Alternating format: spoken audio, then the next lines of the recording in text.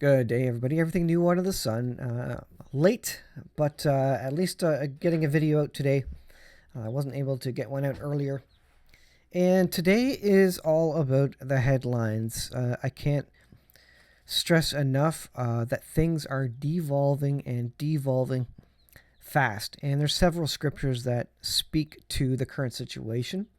But this is BibleGateway.com, 2 Timothy 3. But know also that in the last days perilous times shall come.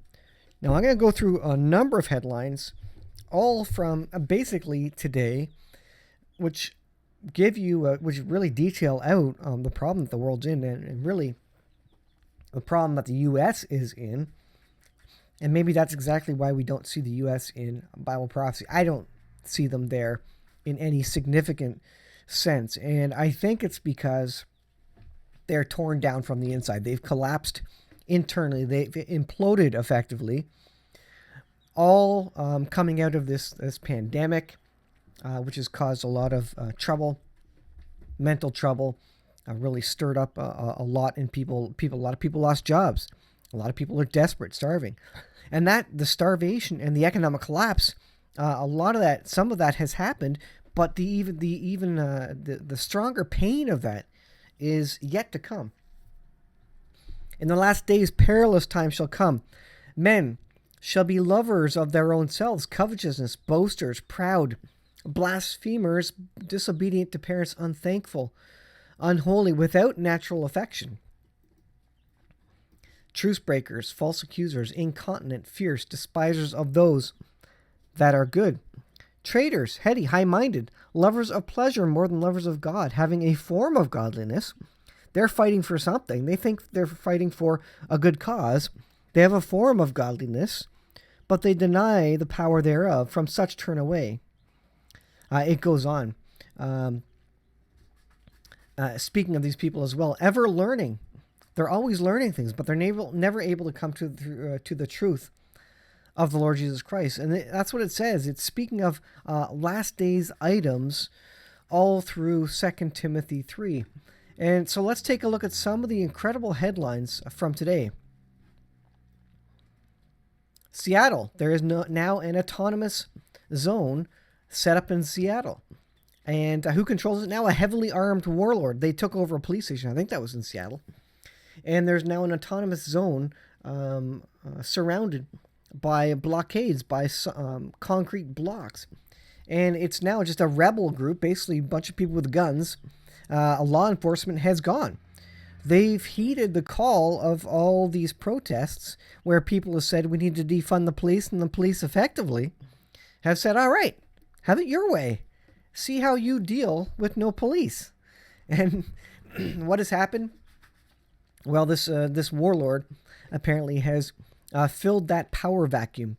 Seattle's new autonomous zone, a 6-block area established by protesters after police and National Guard pulled out of the city's Capitol Hill neighborhood, now has a heavily armed warlord, and he's already enforcing his streets. So now he's keeping the law and order as he sees it. And who knows what comes out of this. People have been warning you for a long time. Many YouTubers get out of the cities, and this is exactly why. Well, this is just one of the reasons why.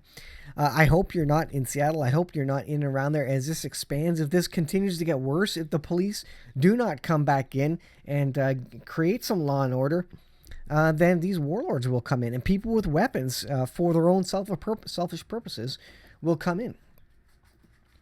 Look at this headline. WesternJournal.com, 600 cops could be leaving NYPD due to the violent George Floyd riots. It says New Yorkers who have felt the wrath of angry mobs amid national-wide civil unrest over the George Floyd could soon feel the strain of fewer police. These police officers are getting out of there. They don't want to be part of this. They don't want their life in danger. They don't want to be traced and tracked home, followed by people who are looking to cause damage to their property or even their person. Why would you be a police officer in this day and age? And that's a question I asked, on my personal Facebook page. Not that that's went anywhere far and wide, but I asked the question: why would anybody want to be a police officer if the public hates you, if they don't trust you, and your life is in danger, and indeed even they follow you home so that they can cause trouble, even terrorize you while you're at home if you have a family. Why would anybody want to be a police officer with this disrespect to officers? Yes, there are problem people in the forces, but my goodness, it's inconceivable what is going down. On top of that, you have the stock market. It's down 1,700 points today. Massive downward trend today. Who knows what the reason is? It's been going up and up and up because of all the free government money. And now it's corrected again to some extent. It will keep going up. But at some point, it's going to crash fast and hard and stay down, just like the 1929 economic collapse did. Look at this one. Facebook page celebrating dead cops. Doesn't violate its community standards. And here, everything new under the sun, my channel has harmful content, yet you can have a Facebook page that pushes and celebrates dead cops. The page is titled, "The Only Good Cops Are Dead Cops," and it openly incites violence against officers. I mean, are you kidding me? My channel is harmful, and Facebook allows this kind of stuff? It excites me, certainly. Wow. Economic collapse. I mean, the headlines, you go on Zero Hedge, rapture.com, wherever you want to go, and there's headline after headline. Economic collapse, civil unrest, chaos, floods, famine, volcanoes going off. It's absolutely incredible today, the headlines.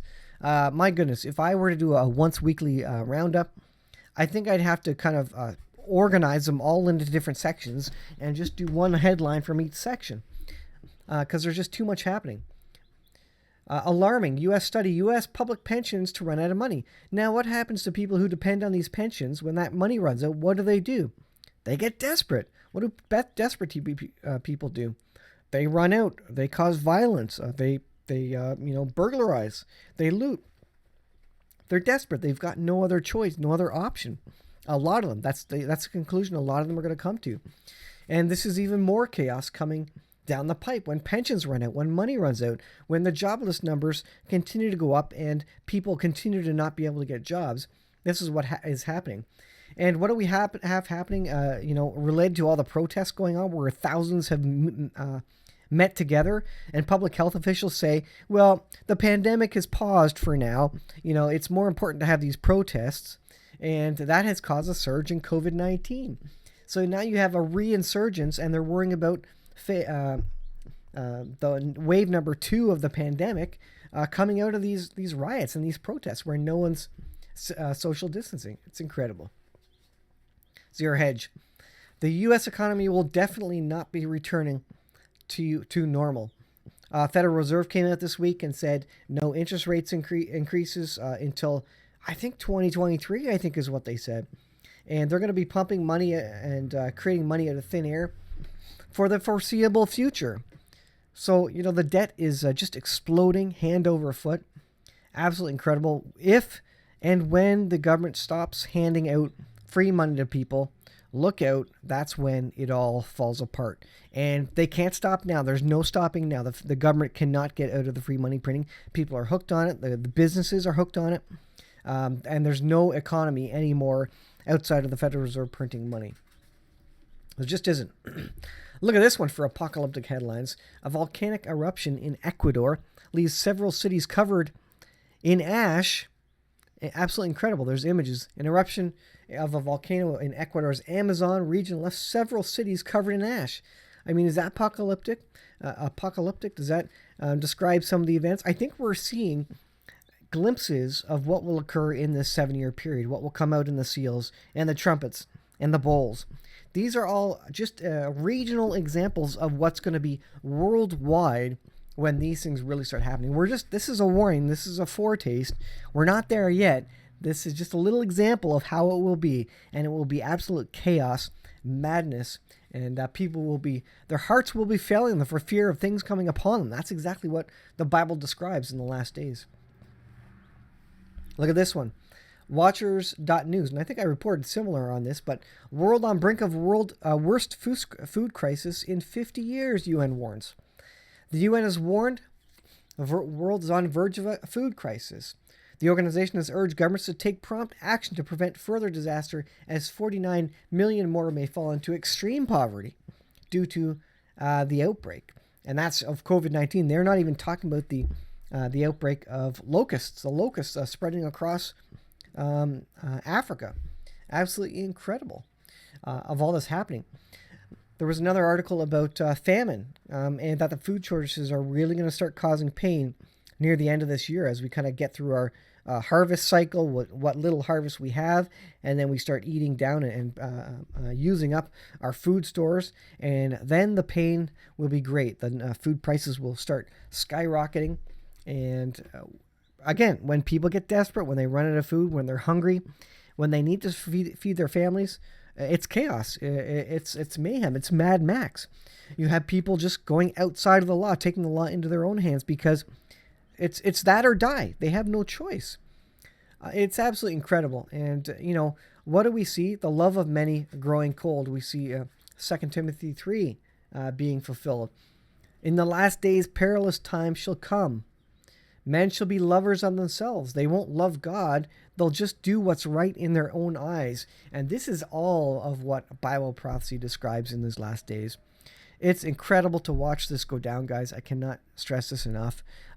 One more day in 2020, and just the headlines are just powerful. And this is coming out of, this is seen in the Bible in several different locations. This is just one describing the state, the attitude, the mindset of man in this world in the last days. And it says that in the last days, perilous times, dangerous times, chaotic times will come. And people don't call out to God. They'll just go mad. They'll go crazy. They'll get very, very desperate. They'll take law into their own hands. What are they doing in these protests? They're taking law into their own hands. The law enforcement officers, by their own will, or being told to by the people over them in the police forces, are standing down. They're not bringing law and order anymore into these no-go zones. It sounds like those Islamic no-go zones in London, in the UK. But this time it's with BLM protesters. And this world is devolving. Law and order is devolving. There will soon be no law and order. What was happening in Sodom and Gomorrah, there probably wasn't a lot of law and order. What was happening prior to the flood of Noah, there probably wasn't a lot of law and order. People were evil continuously, and it grieved the Lord's heart. And when that cup is full of grieving for the Lord Jesus Christ again, when God says, that's it, I can't take it anymore, that's when he says, the wrath is coming. These people need to be dealt with. The sin in the world needs to be wiped out. We need to start fresh. Starting fresh is going to happen in the millennial reign of Christ. And before that, I need to get my church out. My church isn't going to be part of the wrath. And I have that verse in my keynote presentation. But there's always a witness, right? There's always a witness. The two witnesses come. And they stand. Fire comes out of their mouths. And they can stop it from raining, which causes even more famine, more frustration. And what do the citizens of the world do? They blaspheme God even more. They don't turn to God. And that's fine. God says, you know what? The purpose of this is to galvanize people, to get them off the fence, to say, I am for you or against you. I am, Lord Jesus Christ, I am for you. I am with you. I accept your free gift of salvation. Or I'm against you. I don't like anything. I'm not going to go with you. I'm going to harden my heart. And that's the purpose of a lot of that wrath, to galvanize people to say, are you going to choose God or not? And that's what a good parent does. A good parent who loves his children will discipline them, because they need to be corrected before they go to hell effectively, or live out a life that is just terrible. And this is what good parents do. That's what the loving Father, our loving Heavenly Father, does. He tries to correct us before it's too late, but for some, they won't accept that correction. It's absolutely incredible. Read 2 Timothy 3. I've been listening to Bruxy Cavey, me and my wife, and he is talking about reading scriptures, praying, and meditating all at the same time. kind of read a verse, pray about it, meditate about it, think about it, what it means to you. Read the next verse, pray about it, meditate about it, what it means to you, and its application. Let the Lord speak to you.